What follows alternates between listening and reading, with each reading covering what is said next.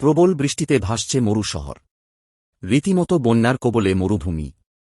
সংযুক্ত আরব আমিরশাহী এবং তার আশেপাশের দেশগুলিতে মুষলধারে বৃষ্টি হয়েছে।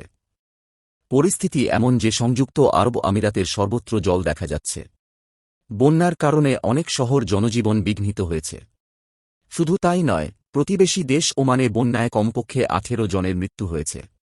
সোশ্যাল মিডিয়ায় যে ছবি এবং ভিডিও সামনে এসেছে দুবাইয়ের, তাতে জলে খেলনার মতো ভাসতে দেখা গিয়েছে দামি গাড়িকে। পশ্চিম এশিয়ার অর্থনৈতিক কেন্দ্র হিসেবে গণ্য হয় দুবাই। কিন্তু প্রবল ঝড়বৃষ্টির জেরে যে বন্যা পরিস্থিতি দেখা দিয়েছে, তাতে এই মুহূর্তে থমকে রয়েছে যাবতীয় কাজকর্ম। দুবাই মল এবং মল অফ দ্য এমিরেটস, জল ঢুকে গিয়েছে সেখানেও। জল ঢুকে গিয়েছে মেট্রো স্টেশনের ভিতরেও।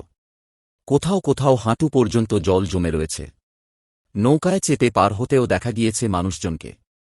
রাস্তাঘাট, বাড়িঘর, বিমানবন্দর এমনকি শপিং মলগুলিও জলমগ্ন হয়ে পড়েছে। প্রবল ঝড়বৃষ্টিতে দুবাই বিমানবন্দর থেকে পরিষেবাতেও বিঘ্ন ঘটেছে। বিঘ্নিত হয়েছে বিমানের উড়ান এবং অবতরণ।